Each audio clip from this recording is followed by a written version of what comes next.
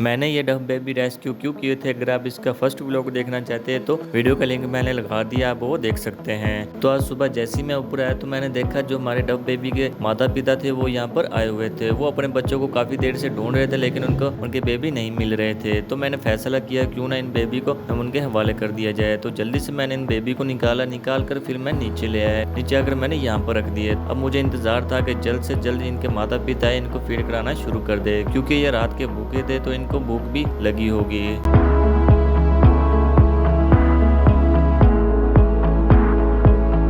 तो काफी देर इंतजार करने के बाद आखिरकार इनके माता पिता नीचे आ ही गए और इनको फीड करवाने लग गए। तो अगर आप इसका तीसरा पार्ट देखने चाहते हैं तो मेरे चैनल को सब्सक्राइब लाजमी कर दे। अब इसका लॉन्ग व्लॉग देखना चाहते हैं तो उसका लिंक मैंने स्क्रीन पे लगा दिया, आप वो भी देख सकते हैं।